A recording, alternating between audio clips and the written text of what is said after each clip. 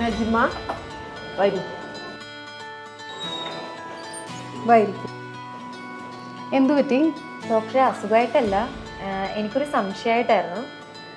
ഇതെൻ്റെ മോള് സ്ഥാനം. അപ്പോൾ ഇവൾ എൻ്റെ അടുത്ത് ഇങ്ങനെ മെൻസ്ട്രുവൽ കപ്പ് ഉപയോഗിച്ചോട്ടെ എന്നിങ്ങനെ ചോദിച്ചു. ഞാൻ ഈ മാഗസീനിൽ ഇങ്ങനെ വായിച്ചിട്ടുണ്ട്, എങ്കിലും എനിക്കൊരു പേടി അവളോട് ഉപയോഗിക്കാൻ പറയാൻ. മോൾക്ക് എത്ര വയസ്സായി ഇപ്പം? 17 ഇയേഴ്സ്.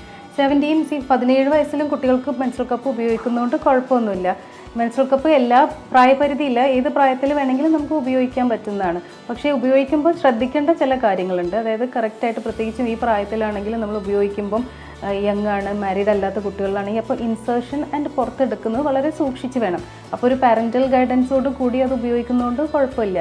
മെൻസ്ട്രുവൽ കപ്പ് ബാക്കിയുള്ളതിനെ വെച്ച് നോക്കുമ്പോൾ, പാഡോ അല്ലെങ്കിൽ ടാംപൂണോ വെച്ച് നോക്കുമ്പോൾ എന്തുകൊണ്ടും ബെറ്റർ ഓപ്ഷനായിട്ടാണ് എനിക്ക് പേഴ്സണലി തോന്നിയിട്ടുള്ളത്. ബിക്കോസ് നമുക്ക് എപ്പോഴും കപ്പ് ഏത് ഓവർ ദ കൗണ്ടർ ഏത് ഫാർമസിയിൽ നിന്ന് നമുക്ക് വാങ്ങിക്കാൻ പറ്റും.